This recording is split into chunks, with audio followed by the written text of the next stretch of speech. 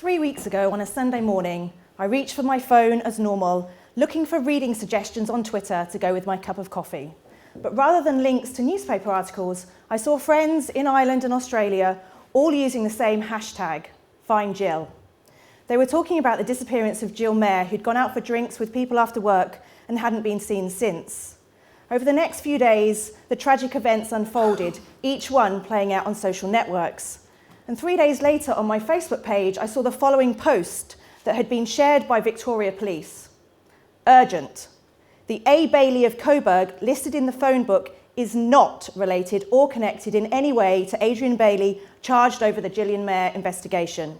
We have received reports of people posting his address on their Facebook pages and wishing him ill harm.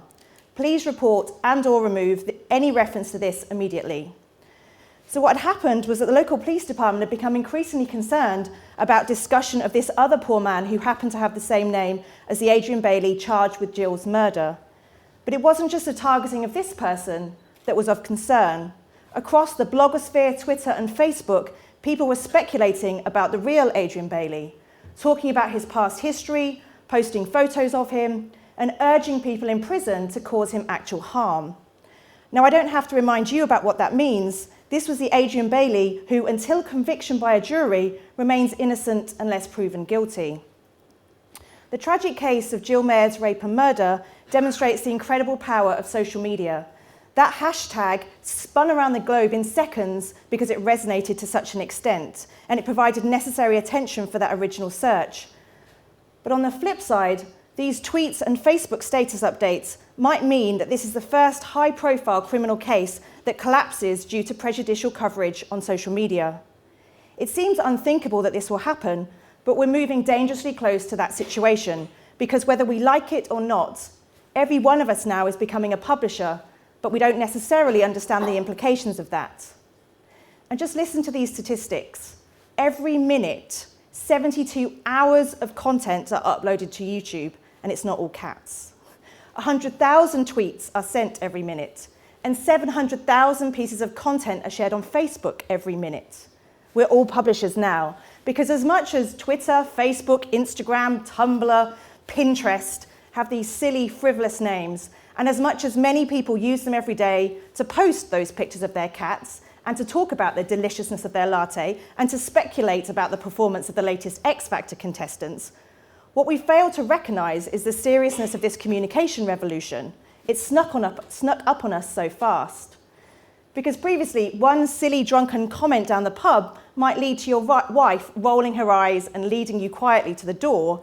Now, one thoughtless status update can lead to, in the worst case scenarios, people losing their jobs, reputations being ruined, and as the one guy who tweeted about blowing up an airport if his girlfriend couldn't land because of the snow, formal charges being brought. And Twitter is ultimately a ridiculous name for a communication platform that is by default public, and everything we post there is on the record forever. Even if we press delete, hoping that nobody's seen it, somebody somewhere has clicked on a screen grab. And ultimately, email was just an extension of the letter, text messaging an extension of the phone call, but the speed and reach of social media means it's a big leap away from anything we've had before. It can't be controlled. But how many of you have had ethical or legal training? What on earth does defamation mean in the world of TripAdvisor? Was it right to imprison somebody, as happened last week, for 3 months in prison for saying something offensive about April Jones, who went missing in Wales? And was it right for YouTube to remove the recent Muslim rage video that sparked violence around the world? It's a legal and ethical maze, and we're working our way through it, one event at a time. I used to teach journalism ethics, and journalists are certainly struggling with these dilemmas, particularly around Facebook. Is it ethical to use a photo from somebody's Facebook profile after they've died? Is it ethical to use information that you've only gleaned from Facebook because you're actually friends with somebody who they went to university with? But at least news organisations take training seriously. The general public doesn't have that kind of social media training. And some schools are trying to fold it into general media literacy classes, but how on earth do you teach a generation that inherently believes they know more than their old fart 28-year-old teacher? And legal issues are one thing, I hope that these high-profile cases will make people realise that the same rules apply to Mary Fitzgerald writing in the Irish Times as it does Bob posting on his Facebook page on a Saturday night. So what is actually more interesting, I think, are those subtle decisions people make every day about what they post online. I used to be a lecturer at Cardiff School of Journalism, and about 5 years ago, one of my teaching assistants took me to one side and in hushed tone said, one of our students has written something bad about you on Facebook. So I said, okay, I will investigate this. So I went home and poured myself a large whiskey and looked at the said Facebook page and realised that he had indeed said, Claire Wardle is shit. I wish she'd shoot herself in the head and throw herself off a cliff. And then for added emphasis, bitch. And so when we brought him in and had a word with him, he said, thing is, Claire, I actually really like you. I think you're a great teacher. But I was really frustrated because I couldn't write that essay. And anyway, that's how we talked down the pub. And I think that's the crux here, is that offline, we can manage multiple identities. We can be different people when spending time with our school friends versus our boss, when we're with our rugby team versus our grandparents. But online, this is impossible. We have to think about having one identity. And what interests me is actually we're socialised into what's appropriate offline by our parents. When we're little and walk down the street and say something embarrassing, our parents go, shh, you don't say that in public. But we don't have that same socialisation when it comes to online norms, partly because our elders don't know as much. They haven't gone through the same process. So over time, we might see the laws catch up and acknowledge that ultimately we can't stop people talking about high-profile crimes.